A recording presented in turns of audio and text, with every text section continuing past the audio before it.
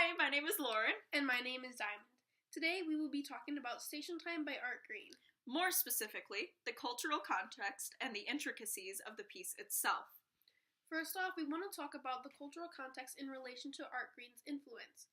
In his earlier years, he moved to Chicago, which was a bustling city with tons of artistic influence. Green found sources of inspiration throughout the Art Institute while he was a student there.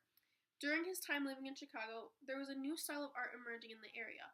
It was known as Chicago style, which was almost like a revolt against the New York pop art. According to An Art That Spits and Drips, written by Antonio Pocock, the Chicago style of art was extremely personal, obsessive, and alienated. Based off other research we've done, we've come to believe that Art Green wasn't totally influenced by the new Chicago style, but definitely had a lot of similarities in his own art.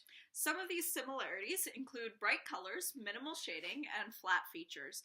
For example, in Station Time, some of the colors used are less saturated than that of New York pop art, but still include bright colors like hot pink, yellow, and lime green.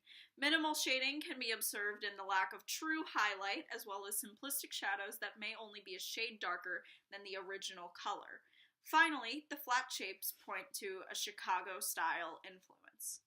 Although he does tend to manipulate flat aspects by incorporating a visually incorrect 3D perspective, this can be seen in where we believe the horizon line would be compared to shadows in objects such as the cutout person in the ground. The shoe has a defined shadow high above the ground, which Art Green manipulates in an unrealistic way, but this still conveys enough realism in our minds as humans to have a connection of what we already know of the objects itself.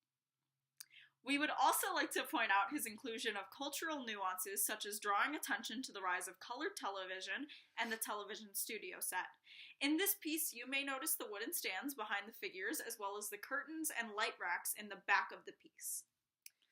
Overall, Art Green had some influence and inspiration from his surroundings, as well as simple, common household items.